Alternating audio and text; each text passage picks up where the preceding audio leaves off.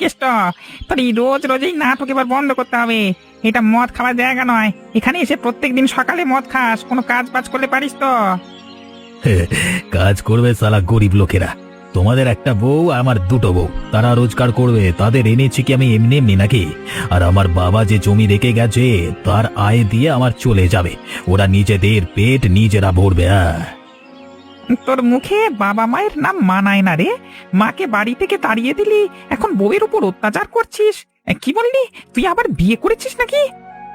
তাতে তোমার আবার কি বাবা? আমি যদি আবার বিয়ে করি তাতে কি তোর বাপের টাকায় বিয়ে করেছি বে? এই, আমি আমার ইচ্ছা বিয়ে করেছি, বেশ করেছি। আবার যতগুলো ইচ্ছে ততগুলো বিয়ে করব। ছি, তোর লজ্জা থাকা দরকার। তোর মতো কুলাঙ্গারকে গ্রাম থেকে তাড়িয়ে দেওয়া উচিত।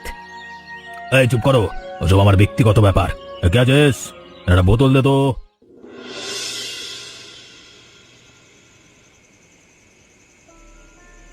আর আর সারাদিন অনেক মদ খেয়েছো, এবার এই খাবারটুকু খেয়ে নাও। এরা কি এনেছিস আমার জন্য? শুধু ভাত আর ডাল দিয়ে আমি খাবো? মাছ মাংস আনতে পারিস না সারে? জিনিসপত্রের এত দাম কোথা থেকে আনবো বলো? টাকা তো তুমি দাও না বাড়িতে। আমি সেলাই করে যতটুকু রোজগার করতে পারি সেই দিয়ে কোনো রকমের সংসারটা চালাই। মিথ্যে কথা। আমি জানি না তোর উঠানে লাউ গাছ আছে? ওই লাউ বিক্রি করে তুই বাজার থেকে অনেক টাকা রোজগার করিস। টাকা দে সালা, টাকা দে। লাউ গাছে এখনো লাউ হওয়ার সময় হয়নি, আর এরকম অত্যাচার আমি তোমার থেকে রোজ রোজ সইতে পারি না। তুই আমার থেকে টাকা চাইছিস? তোর এত বড় সাহস! তুই কেন রোজগার করিস না? তোকে বাড়িতে এনেছে কিসের জন্য? মজা দেখার জন্য? ওই ওগো ওগো, তুমি এরকম কি করো না, তোমার দুটি পায়ে পড়ি। আমার রাস্তা থেকে সরে যা তুই। একদম আসবি না আমার সামনে, স্যার।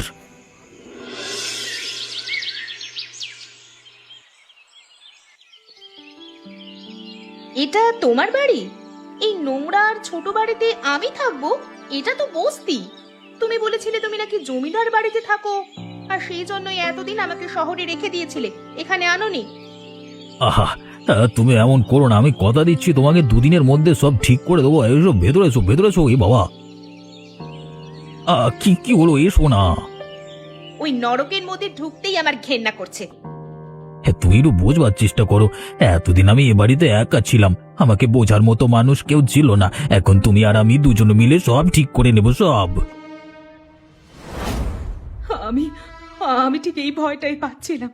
তুমি আরেকটা বউ ঘরে আনলে, এমনিতেই তো ঘরে টাকা পয়সা কিচ্ছু দাও না। আর তোমাকে দেখে তো শহরের বেশ বুদ্ধিমতী মেয়ে বলে মনে হচ্ছে। তুমি কি দেখে ওকে বিয়ে করে ঘরে এলে? হ্যাঁ, তাতে তোর কি? আমার কথা ক্ষমতা তুই জানিস? তোকে মেরে এক্ষুনি হাড়গোড় ভেঙে দিতে পারি। ওটা ছাড়া আর কি করতে পারো তুমি? আর কিছু করার ক্ষমতা আছে? যদি থাকতো তাহলে দেখাতে পারতে। মেয়ে ছেলে সোজা তুই। তুমি এসে তো শোনা আমার সাথে। তুমি এসো, এসো, এসো, এই আমার সোনা।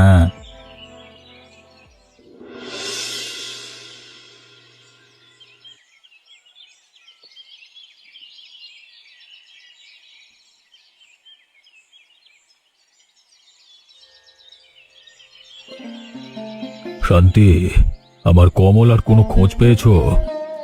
কি হয়েছে বাবু, ওকে খুঁজে পাচ্ছেন না? না গো, চারিদিকে খুঁজলাম, কোথাও নেই। কালকে সন্ধ্যা থেকে পাওয়া যাচ্ছে না। নিশ্চয়ই পালিয়ে গেছে। পুলিশ একটা খবর দিতেই হবে, না হলে তো আর কোনো রাস্তা পাচ্ছি না। বাবু, একটা কথা বলবো? কি বলবে?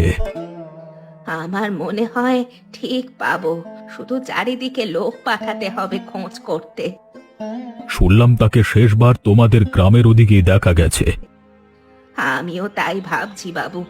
আমাকে আপনি একবার আজ কাজে ছুটি দিন, আমি খোঁজ নিয়ে আসছি গ্রাম থেকে। যদি আপনার খবর সত্যি হয় তাহলে ওকে ওখানেই পাওয়া যাবে। ঠিক আছে, তুমি যদি খোঁজ নিয়ে আনতে পারো তাহলে আমি তোমাকে ভালো টাকা পুরস্কার দেব। আমি এক্ষুনি যাচ্ছি বাবু, তবে টাকার লোভে নয়। মেয়েটা আমার নিজের মেয়ের মতোই, আপনি কোনো চিন্তা করবেন না।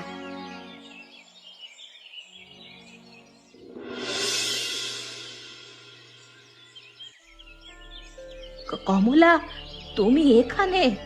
মানে তুমি এখানে কি করছো নিজের বাড়ি ছেড়ে? আর তুমি এখানে কি করছো শান্তি জেঠিমা? তুমি আমার বাড়িতে এসে আবার আমাকেই জিজ্ঞাসা করছো যে আমি কেন এসেছি? মা, তুমি হঠাৎ করে এ বাড়িতে এলে কেন?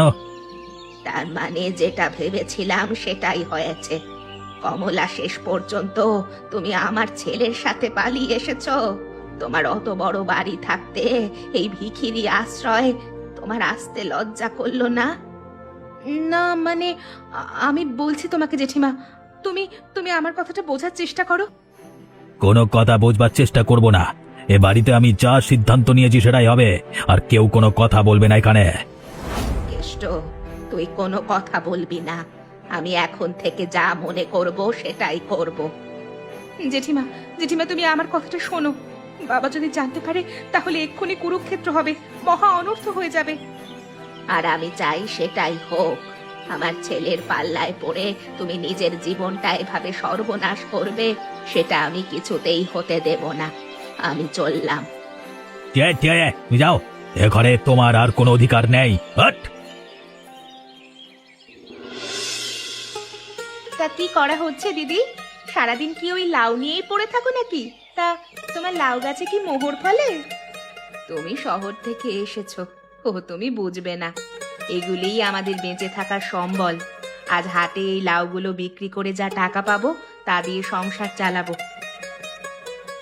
কিছু বলবে তুমি কমলা? বলবো কি আর দিদি, আমার বাবা আমাকে ছোটবেলা থেকে যা গয়না কিনে দিয়েছিল সেগুলো ও নিয়ে নিয়েছে। এখন আমি শহরের মেয়ে আর তুমি গ্রামের মেয়ে বলে আলাদা করলে হবে না। আমারও ওই লাউগুলোই ভরসা। আমাকে লাউ গাছ বানানো শেখাবে দিদি? কি আর করব বলো। ঠিক আছে, তুমি এসো, আমার কাছে বসো। আমি দেখিয়ে দিচ্ছি তোমাকে কিভাবে লাউ কাটতে হয়। বাহ, এবারে তো খুব ভালো লাউ হয়েছে। এই সেদিনকে আমাদের মানুষটা বলছিল যে তোমার গাছে লাউ হয়, সেটা তুমি কাউকে জানতেই দাও না। সে অনেক কাণ্ড আছে, তুমি বুঝতেই তো পারছো। আর এখন থেকে এই গাছ শুধু আমার একার নয়, এই গাছ তোমারও। বেশ দিদি, এই গাছের আমরা দুজনে মিলে যত্ন নেব।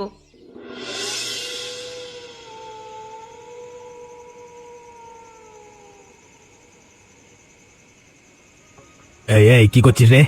এত টাকা কোথায় পেলি তুই? কিছু না, ওই অল্প কিছু রোজগার করেছি আজকে সংসারটা চালানোর মতো। দে দে, আমি মদ খাবো, দে। মদ শেষ হয়ে গেছে, আমার কিনতে হবে, দে দে বলছি, দে শয়তান মেয়ে ছেলে। আহ, তুমি তুমি এখন করো না। খুব ভালো, কাল থেকে আরো বেশি করে লাউ বিক্রি করবি, আমি আরো বেশি করে মদ খেতে পারবো। ওগো, ওগো তুমি একটু বোঝার চেষ্টা করো। ওটা সংসার খরচের টাকা। ওরকম ভাবে মদ খেয়ে উড়িয়ে দিলে আমরা কি খেয়ে বাঁচবো বলো তো? আর ওইসব খেয়ে খেয়ে তোমার শরীরটাও তো খারাপ হয়ে যাচ্ছে। একটু নিজের দিকে লক্ষ্য দাও তুমি। সরিয়া সরিয়া মেয়ে ছেলে, আমার রাস্তায় বাধা দিতে আসবি না।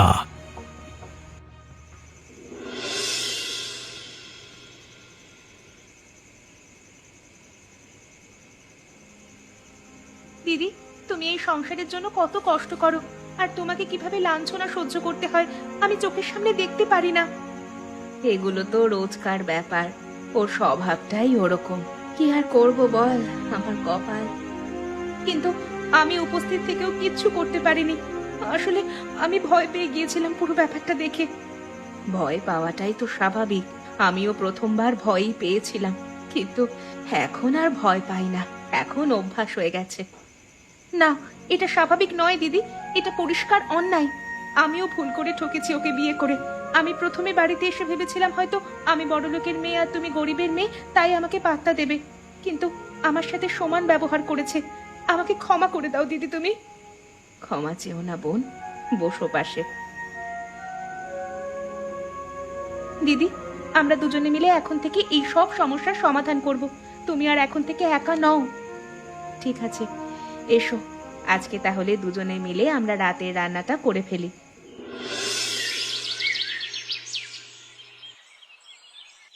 কমলা, তুই এতদিন কোথায় ছিলিস মা? তুই বিয়ে করেছিস? বাবা, বাবা আমি একটা মস্ত ভুল করেছি। জেনে শুনে আমি একটা অন্ধ কুয়োতে চাপ দিয়েছি। কেষ্ট নামের ওই শয়তান লোকটাকে বিয়ে করে আমার জীবনটা শেষ হয়ে গেছে বাবা। আমাকে তুমি ক্ষমা করে দাও।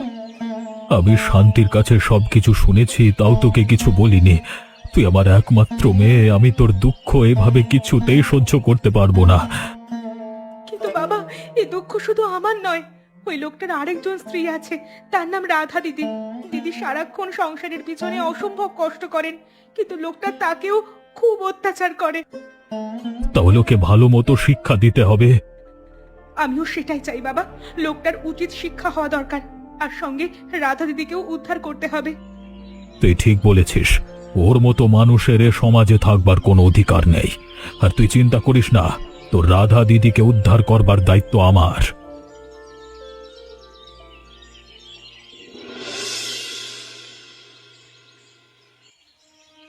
এই শোনো, তোমার নাম কেষ্টা? কি হয়েছে? তোমাদের কি দরকার এখানে? কি দরকার? ধরে উত্তম মধ্যম ধোলাই দিলে বুঝতে পারবি। বাবু, আমি কি কিছু ভুল করেছি? বাবু, তোর বিরুদ্ধে একাধিক অভিযোগ আছে। শহরের বড় লোক বাবুর মেয়েকে মিথ্যে কথা বলে বিয়ে করে এনেছিস একটা বউ থাকতে, হ্যাঁ? এবার দুই বউয়ের উপর শারীরিক নির্যাতন করেছিস মাল মেরে, মানে মদ খেয়ে, হ্যাঁ? তোর শাস্তি হবে রে। না বাবু, বড্ড ভুলে গেছে বাবু। কমল আমাকে ভালোবেসে বিয়ে করে এ বাড়িতে এসেছে নিজের ইচ্ছায়। আমি আর কখনো ওদের উপর এমন অত্যাচার করবো না বাবু। আর মদ খাওয়া ছাড়বি? হ্যাঁ বাবু, আমি আর কোনোদিন মদ ছোবো না, সত্যি করে বলছি। ঠিক আছে, শেষবারের মতো তোকে ছেড়ে দিলাম। এর পরে হলে আর কোনোদিন তোকে ক্ষমা করব না।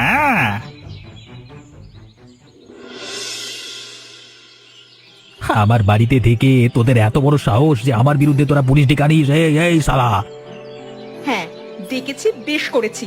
এখন থেকে এই সংসারে তোমার কথা আমরা আর কেউ শুনবো না। আমাকে কি তোরা ভয় দেখাচ্ছিস? যদি ভাবো ভয় দেখাচ্ছি, তাহলে সেটাই। তাহলে কি এখন থেকে আমাকে তোদের কথা শুনে চলতে হবে? কাল থেকে বেশি কথা না বলে তুমি বাজারে গিয়ে মজুরের কাজ করবে। এই সংসারে বসে বসে খাওয়া আর তোমার হবে না। তবে রে, এত বড় সাহস! শুনে যাও গো, শুনে যাও, আমাদের ধরে মারছে লোকটা। ঠিক আছে, এখনকার মতো ছেড়ে দিচ্ছি, কিন্তু ঠিক সময় আমি ঠিক দেখে নেব। বাবা রে বাবা! ও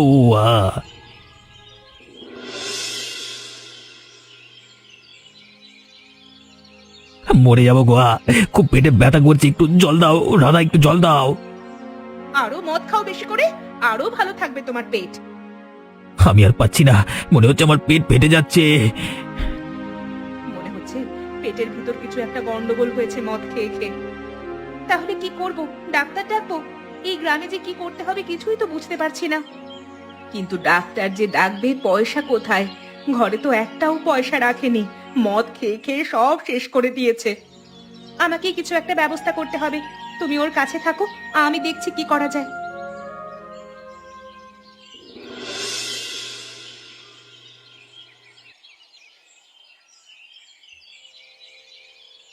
এখন কেমন লাগছে তোর? অনেকটা ভালো লাগছে মা। এই যাত্রায় বেঁচে গেলি শুধু কমলা ঠিক সময় খবর দিয়েছিল বলে। আর ওর বাবা যথেষ্ট ভালো, সেজন্য টাকা পয়সা খরচা করে সব ওষুধ কিনে নিয়ে আমাকে পাঠিয়ে দিল। না হলে বেঘরে মূর্তি সেখানে পড়ে পড়ে কেউ দেখতেও আসতো না। মা, তুমি ঠিক সময় পৌঁছে গেছো গো, না হলে আমি আর ভাবতে পারছিলাম না যে ওর কি হয়ে যেত। ডাক্তার বলেছে অনেক দিন ধরে শুধু মদ খাওয়া আর শরীরের অযত্ন করে এরকম হয়েছে। কিছু খাওয়া দাওয়া না করে পেটের ভেতর বিষাক্ত ক্ষত তৈরি হয়েছে। এখন যদি নেশা না ছাড়ো তাহলে ভয়ানক বিপদ। আর একটা ওষুধ বাকি আছে, এই নে, তাড়াতাড়ি খেয়ে নে। মা, আমি তোমাকে বাড়ি থেকে তাড়িয়ে দিয়েছিলাম, এরপরেও তুমি আমার জন্য এতটা করলে। থাক, তোমাকে আর বেশি কথা বলতে হবে না। ওষুধ খেয়ে চুপচাপ শুয়ে থাকো। এরপর থেকে হয় তুমি নেশা ছাড়বে, না হলে এই বাড়িতে তোমার আর থাকার জায়গা হবে না। ঠিক বলেছ বৌমা তোমরা। আর তুই আমার কথা বলছিস? তোর জ্ঞান নেই যে মা কখনো তার সন্তানকে ছেড়ে যেতে পারে না। আর সেজন্য তুই তাড়িয়ে দেওয়ার পরেও আমি এসে হাজির হয়েছি তোর বিপদে। আমি সবাইকে ধরে মেরেছি, আমি অপরাধী, আমাকে ক্ষমা করে দিও তোমরা। কমলা, আমি তোমাকে তোমার শহরের অত বড় বাড়ি থেকে এখানে এখানে এনে শুধু কষ্টই দিয়েছি। আমি তোমার সাথে ছলনা করেছি, কমলা আমাকে ক্ষমা করে দিও।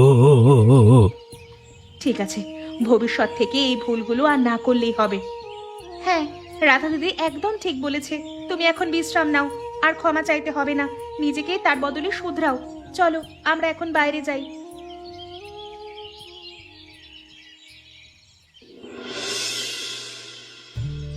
কাজে চললি বাবা? হ্যাঁ মা, চললাম। কাজ করতে এখন বেশি ভালো লাগে, ঘরে বসে থাকতে আর ভালো লাগে না। এটাই তো চেয়েছিলাম আমরা, তুমি পুরনো সবকিছু ছেড়ে আবার ভালো পথে ফিরে আসো। শোনো, আজ তাড়াতাড়ি বাড়ি চলে আসবে। মাঠের কাজ হয়ে গেলে লাউগুলো তুমি বিক্রি করতে যাবে বাজারে। হ্যাঁ, আমাদের দুই সতীনের এক লাউ গাছের ফল প্রথমবার আনন্দ সহকারে আজ হাটে যাবে।